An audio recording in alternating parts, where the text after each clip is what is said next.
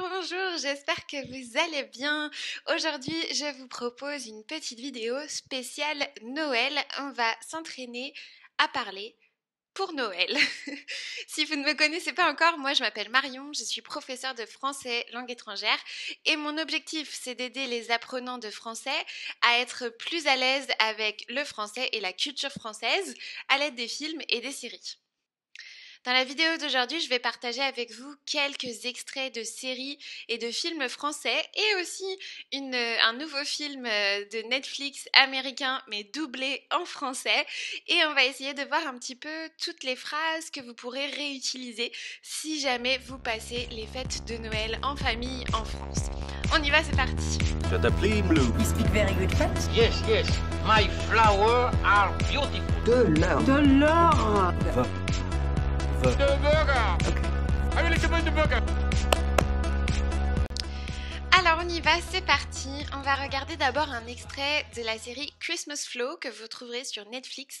C'est une série française qui est sortie l'année dernière avec des actrices très sympas et sur une thématique assez chouette. C'est 3 petits épisodes il me semble, donc c'est assez court et ça va vous permettre de voir un petit peu comment on passe Noël en France actuellement parce que c'est vraiment une série récente. Je vous passe l'extrait et ensuite on parle ici de cette transcription. Joyeux Noël! Joyeux Noël! Merci de m'accueillir. C'est clairement pas sur ma famille d'altermondialistes que je peux compter pour organiser quoi que ce soit. Oui, merci. Attends. Salut, joyeux Noël les filles. Cadeau, champagne, Noël. Donc, cet extrait, il vous aide à bien prononcer Joyeux Noël, qui est quand même un mot important pendant les fêtes. Et vous avez aussi Alice qui dit « Merci de m'accueillir ». C'est clairement pas sur ma famille d'altermondialistes que je peux compter pour organiser quoi que ce soit. Je suis sûre que quand vous avez entendu cette phrase, vous avez fait de bond en arrière parce qu'elle parle très très vite et donc je vous ai mis ici en vert les astuces qu'elle utilise pour parler aussi vite. Donc on a joyeux Noël, vous pouvez le prononcer comme ça, joyeux Noël, joyeux Noël, Noël, Noël, joyeux Noël. Merci de m'accueillir, merci de m'accueillir. Vous avez vu, on enlève tout le temps les E en français. Vous allez le voir aussi dans les extraits suivants. Donc, merci de m'accueillir. C'est clairement pas sur ma famille d'altermondialistes que je peux compter. Elle dit pas que je peux compter, elle dit que je peux compter. Vous allez voir que quand on enlève les E, comme dans je, comme dans de souvent, comme dans que aussi parfois, on va se retrouver avec une seule consonne, sans le son E. Et souvent, pour que ce soit plus facile à prononcer, on va mettre cette consonne avec la syllabe précédente et on va dire que je peux compter pour organiser quoi que ce soit. Si vous disiez que je peux, si on voulait mettre ce petit J ici avec la syllabe peut, c'est plus difficile à faire. C'est plus facile de dire que je peux plutôt que je peux. À vous de voir ce qui vous convient le mieux, mais moi je trouve que cette méthode est plus pratique pour organiser quoi que ce soit, quoi que ce soit, quoi que ce soit. N'hésitez pas à revenir en arrière, à regarder l'extrait et à essayer de relire pour refaire un peu de shadowing sur ces extraits spécial Noël. Si vous ne connaissez pas la technique du shadowing, je vous invite à voir mes premières vidéos sur le shadowing dans lesquelles j'explique comment ça marche, quels sont les bienfaits du shadowing pour votre français et comment vous pouvez le faire, quelles sont les méthodes à appliquer pour faire un bon shadowing. Donc, comme on l'a dit, et pour résumer, ici, pour pouvoir parler plus vite, parce qu'Alice, elle parle très très vite, elle enlève beaucoup de E. Donc, on enlève le E de merci de m'accueillir, et ça va devenir merci de m'accueillir. C'est clairement, on n'entend pas c'est clairement, on dit c'est clairement, pas sur ma famille d'altermondialistes que je peux, oups, pardon, il n'y a pas de petit truc ici sur altermondialiste, c'est tout collé, que je peux compter pour organiser quoi que ce soit. On continue, deuxième extrait. Qui est ce charmant jeune homme? C'est personne, maman. Tu pourrais nous présenter quand même. Bonjour madame, Marcus. Daniel, Enchantée, je suis la maman de Lila. Safia, Enchantée. Bah, restez pas comme ça sur le pas de la porte. Allez. Donc, c'est la suite du premier extrait. Et il y a Daniel, la maman, qui dit « Mais qui est ce charmant jeune homme ?» Lila, elle répond « Personne, maman. » Bah, tu pourrais nous présenter quand même. Bonjour, madame. Marcus. Daniel, enchanté. Je suis la maman de Lila. Safia, je suis enchantée. Bah, restez pas comme ça sur le pas de la porte. Allez. Et ensuite, elle lui dira « Entrez, entrez. » Dans le personnage de la maman, ce qui est intéressant, c'est que pour marquer une hésitation, pour ralentir un petit peu si on ne sait pas trop quoi dire, elle va répéter plusieurs fois les déterminants. Elle va dire par exemple « Je suis la maman de Lila ». Ok ? Ça nous permet de prendre un peu notre temps. On répète le déterminant. Ou « Qu'est ce charmant jeune homme ?» C'est pour marquer aussi un peu une hésitation. Et ça donne aussi un côté naturel. On fait beaucoup ça quand on parle naturellement. Voilà, ça c'est une bonne manière de faire des présentations aussi. En français, vous l'avez certainement déjà entendu, mais souvent quand on se présente, on dit notre prénom, Marion, et la personne en face, elle va répondre Daniel, enchanté, enchanté. Ou ravi de vous rencontrer, ravi de faire votre connaissance. Enchanté, ce sera vraiment le mot le plus courant qu'on peut utiliser avec tout le monde.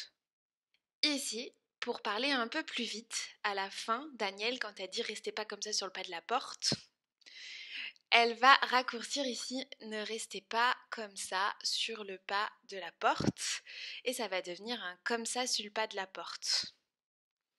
Ça va vous permettre de parler plus vite. Je vous laisse vous entraîner en réécoutant.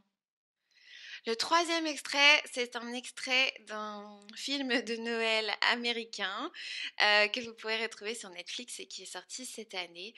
Je trouve que c'est sympa aussi d'avoir une version doublée. Vous allez voir, c'est un peu moins naturel, peut-être aussi un peu plus exagéré sur la manière sur le rythme des phrases, mais on va pouvoir ici aussi retrouver des mots intéressants que vous pourrez réutiliser en contexte. On y va, c'est parti. Génial! Merci! Oh, mais de rien, ma puce. Je vais dévorer ce livre. Content que ça te fasse plaisir. Je vais les essayer tout de suite! Et merci beaucoup à toi pour mon casque super cool. Je vais débarrasser tout ce bazar. Je vais t'aider. Voilà, donc vous avez remarqué la manière de parler est un petit peu différente, non ? Ça vient du doublage, bien sûr. Quand on n'est pas du tout habitué à voir des choses doublées, ça fait un peu, peut-être un peu bizarre. En tout cas, le vocabulaire utilisé et la manière de parler est très correcte.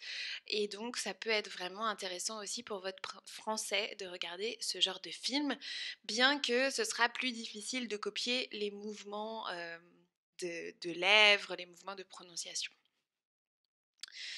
Qu'est-ce qui est intéressant ici ? C'est le « Oh, mais de rien, ma puce ».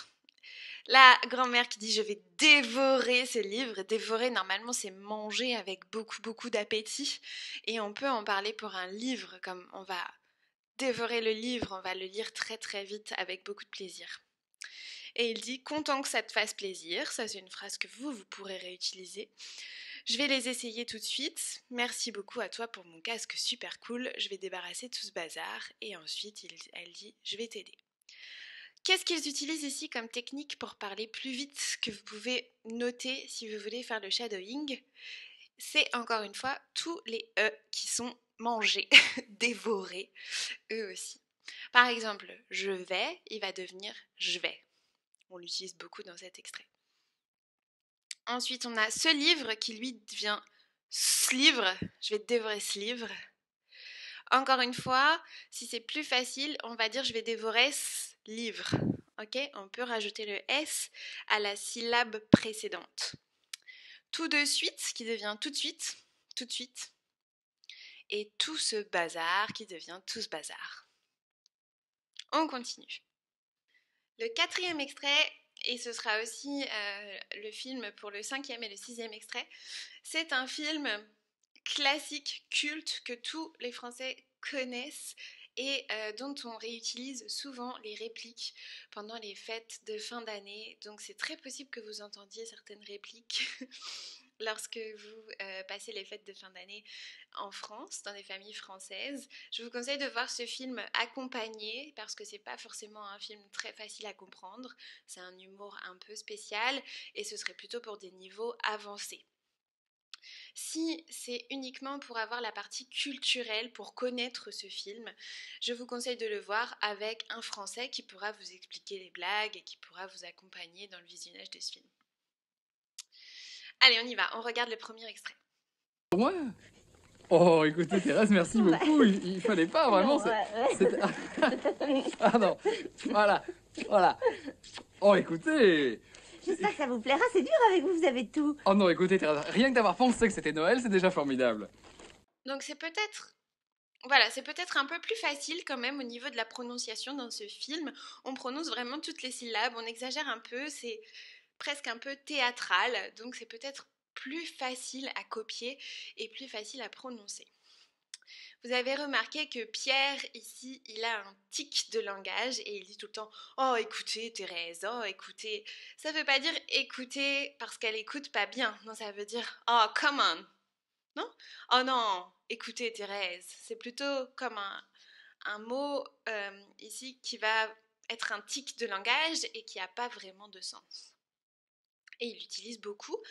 On peut encore l'utiliser de temps en temps. Parfois, on peut dire « Oh, écoute, t'inquiète, c'est pas grave ». Ici, il y a pas mal de mots qui sont intéressants, comme par exemple « J'espère que ça vous plaira ». C'est dur avec vous parce que vous avez tout. C'est dur de choisir les cadeaux parce qu'il a déjà tout. Et j'espère que ça vous plaira. C'est vraiment quelque chose que vous pouvez garder vous. Et aussi, il fallait pas. C'est quelque chose qu'on dit beaucoup en France quand quelqu'un ramène quelque chose et qu'on n'avait pas forcément demandé. Peut-être c'est un peu gênant ou peut-être on se sent un peu, oui, peut-être un peu mal à l'aise de recevoir un cadeau. À ce moment-là, on peut dire « Oh non, il fallait pas », dans le sens où c'était pas nécessaire. Il fallait pas. Oh, fallait pas vraiment. Et ici, on a aussi le « J'espère que ça vous plaira ». J'espère que ça vous plaira. Pour la prononciation. Je vous laisse le réécouter et le reprononcer si vous voulez. On passe à l'extrait suivant. Je suis ravie, Thérèse. Je suis ravie. Et point de vue coloris, parce que j'avais pensé à un joli camailleux de bleu marine, comme je sais que vous aimez bien. Puis je me suis dit, dans ces tons-là, ça changera. Vous avez tout à fait raison, Thérèse, parce que le gris et le bordeaux, ça va avec tout, alors. Je suis ravie, Thérèse. Je suis ravie. Et point de vue coloris, parce que j'avais pensé à un joli camailleux de bleu marine, mais je sais que vous aimez, comme je sais que vous aimez bien, je me suis dit, dans ces tons-là, ça changera. Vous avez tout à fait raison, Thérèse, parce que le gris et le bordeaux, ça va avec tout, alors. On pourrait s'intéresser beaucoup au vocabulaire utilisé ici, il y a beaucoup de choses très intéressantes. J'aime bien le point de vue coloris, c'est une manière de demander au niveau du coloris pour la couleur, est-ce que ça va aussi, par exemple ? Et il y a une phrase que, en général, les apprenants utilisent pas trop et qu'on utilise beaucoup en français. Peut-être parce que c'est pas très naturel de dire ça, mais nous, on l'utilise beaucoup quand on veut revenir sur une pensée qu'on a eue avant. On va dire, je me suis dit, non, j'ai pensé que dans ces temps-là, ça changerait. Je me suis dit que... C'est vraiment quelque chose qu'on utilise pas mal. Et vous allez voir, il le réutilise aussi dans l'extrait suivant. Et ça va avec tout, ça va avec toutes les couleurs. On peut utiliser le gris et le bordeaux, ça fonctionne bien avec toutes les autres couleurs. Et ici encore, pour parler plus vite, on enlève les « e ». Et donc, la phrase de Thérèse, elle va devenir « et point de vue coloris » parce que j'avais pensé à un joli camailleux de bleu marine, comme je sais que vous aimez bien. Puis je me suis dit, dans ces tons-là, ça changera. Ok ? On enlève les E et on fait bien les liaisons avec les S et les verbes. Je vous laisse réécouter en prenant en compte ceci et vous allez voir, ça va vous aider à essayer d'aller aussi rapidement dans votre diction, dans votre prononciation que les acteurs. Dernier extrait du Père Noël est une ordure, c'est parti. Écoutez, si vous saviez ce que ça tombe bien, je me disais encore hier soir qu'il manquait quelque chose pour descendre les poubelles. Je suis ravi, Thérèse. C'est vrai ? Oh, je suis contente que ça vous plaise parce que, bon, bah... Voilà, cet extrait, il est cultissime. Quand on n'aime pas un cadeau, on peut dire ça. Bon, c'est un petit peu... c'est peut-être vraiment pas très gentil, mais par exemple, pour rigoler, on peut dire justement, il me manquait quelque chose pour descendre les poubelles. Donc c'est vraiment le genre de choses qu'on va porter pour descendre les poubelles. Donc c'est pas très... pas très glorieux, en tout cas. Donc il dit, écoutez, si vous saviez ce que ça tombe bien, je me disais encore hier soir qu'il me manquait quelque chose pour descendre les poubelles. Je suis ravie, Thérèse. Donc, vous avez vu, on a encore le « je me disais ». Non, I was thinking. Je me disais. Je pensais ça. Mais souvent, on va utiliser le verbe « dire ». Très, très souvent. Et c'est quelque chose que vous pouvez commencer à réutiliser aussi. Et Thérèse, très gentille, un peu bonne poire, elle dit « C'est vrai, oh, je suis contente que ça vous plaise, parce que bon, ben... » Donc ça aussi, c'est une phrase que vous pouvez garder, hein. Je suis contente que ça vous plaise, ou que ça te plaise. Et ici, Pierre, donc, pour parler un peu plus rapidement, il aussi raccourcit certaines phrases, enlève des E, enlève des L aussi. Parfois en français, le il va devenir I à l'oral. Et donc ça devient écoutez. Si vous saviez ce que ça tombe bien, si vous saviez ce que ça tombe bien, si vous saviez ce que ça tombe bien, je me disais encore hier soir qu'il me manquait quelque chose pour descendre les poubelles. Je suis ravie, Thérèse. Voilà, je vous laisse refaire le shadowing de cette partie. Vous pouvez cliquer, il y aura les chapitres pour revoir les extraits s'ils ne sont pas bloqués. Quelques phrases à garder de tous ces extraits que vous pourrez réutiliser pendant les fêtes. Bien sûr, Joyeux Noël. Enchanté si vous rencontrez une personne nouvelle, que vous vous présentez à une nouvelle personne. Restez pas comme ça sur le pas de la porte, restez pas comme ça devant la porte, allez, entrez. Oh, mais de rien, oh, mais de rien. Content que ça te fasse plaisir, ou contente que ça vous plaise. Merci beaucoup, il fallait pas vraiment. J'espère que ça vous plaira. Je me suis dit que ça pourrait vous plaire, ou je me suis dit que vous pourriez aimer cette couleur. Je me suis dit que t'aimerais bien ce genre de choses, ok? Je me suis dit que... Si vous saviez ce que ça tombe bien, je suis ravie. Évitez-le, ce sera super pour descendre les poubelles. Mais c'est bien de le connaître. Voilà, j'espère que vous avez apprécié cette vidéo. N'hésitez pas à télécharger la petite liste des 6 films de Noël Made in France. Ça vous donnera aussi des informations sur comment on fête Noël en France et les fêtes de famille à Noël en France. Et bien sûr, toujours du vocabulaire et de la culture que vous pourrez extraire de ces films. Voilà, j'espère que ça vous a plu. N'hésitez pas à laisser des commentaires si vous avez des questions.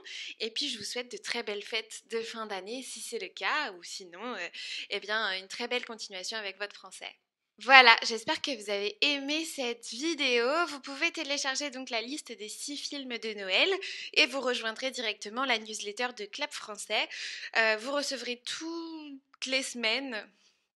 Dans cette newsletter, vous recevrez toutes les semaines des informations sur le français, la langue française, les films français. Bref, une newsletter en français pour toi toutes les semaines. Donc n'hésite pas à nous rejoindre et puis je vous dis à une prochaine et joyeuses fêtes de fin d'année. Salut!